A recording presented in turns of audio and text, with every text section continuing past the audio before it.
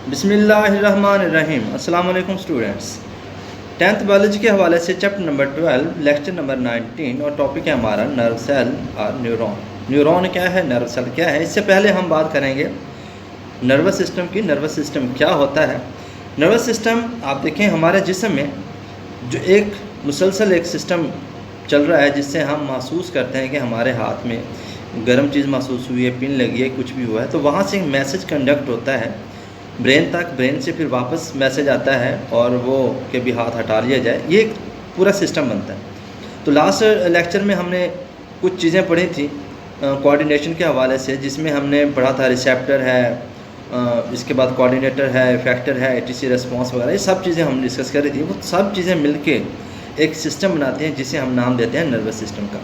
Nervous system एक network है जिसमें नर्व भी शामिल हैं, ब्रेन भी शामिल है और स्पाइनल कॉर्ड भी शामिल है। तो नर्वस सिस्टम दो हिस्सों पर मुश्तमिल होता है। एक कहलाता है सेंट्रल नर्वस सिस्टम जिसे हम CNS कहते हैं, और दूसरे को कहा जाता है पेरिफेरल नर्वस सिस्टम। इनकी डिटेल जो है वो नेक्स्ट लेक्चर में इंशाल्लाह ज़रूर होगी, लेकिन इतना हम ज़रूर बात करेंगे कि जो ये सिस्टम नर्वस सिस्टम होता है ये इन दोनों पर, जो CNS सेंट्रल नर्वस सिस्टम है वो ब्रेन और स्पाइनल कॉर्ड पर मुश्तमिल होता है। जो पेरिफेरल नर्वस सिस्टम होता है वो नर्व्स पर मुश्तमिल होता है, जो इसी यानी सेंट्रल नर्वस सिस्टम से ही अराइज होता है। अब हम बात करते हैं कि न्यूरॉन क्या है।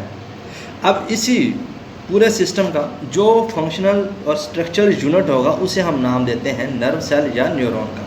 सिमिलरली जिस तरह एक्सक्रीटरी सिस्टम में किडनी मेन हैसियत रखती थी, किडनी का जो फंक्शनल और स्ट्रक्चर यूनिट था, याद होगा उसे क्या कहते हैं भला, उसे कहते हैं नेफ्रॉन। इधर हम बात करेंगे नर्वस सिस्टम की। तो नर्वस सिस्टम का जो यूनिट है उसे हम नाम देंगे न्यूरॉन या नर्व सेल का।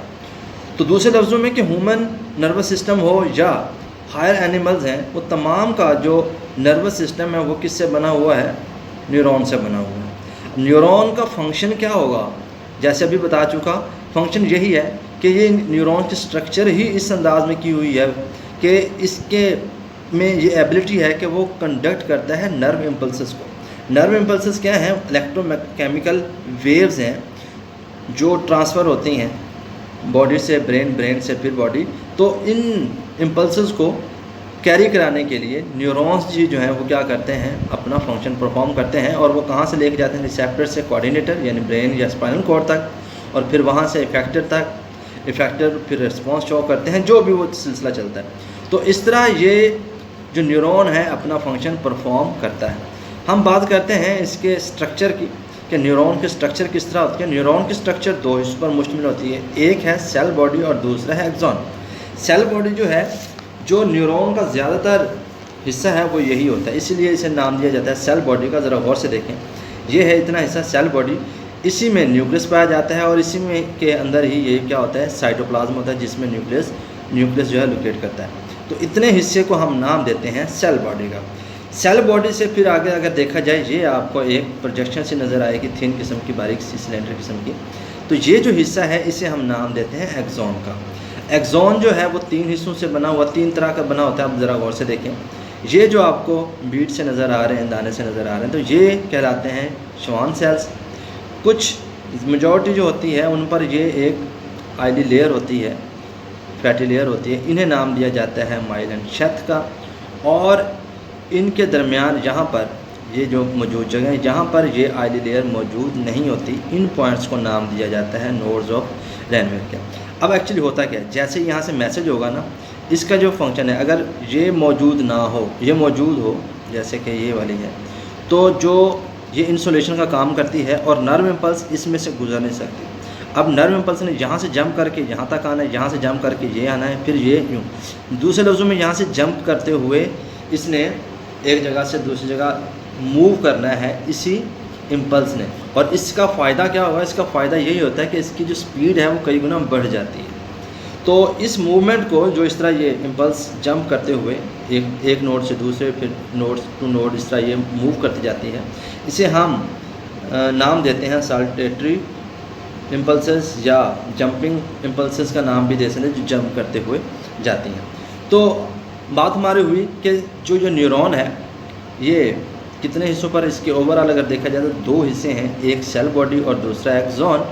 एक्सॉन फिर आगे 3 हिस्से, एक जो मेन है वो है श्वान सेल्स, फिर है माइलन शेथ और फिर है नोड्स ऑफ रेनवियर।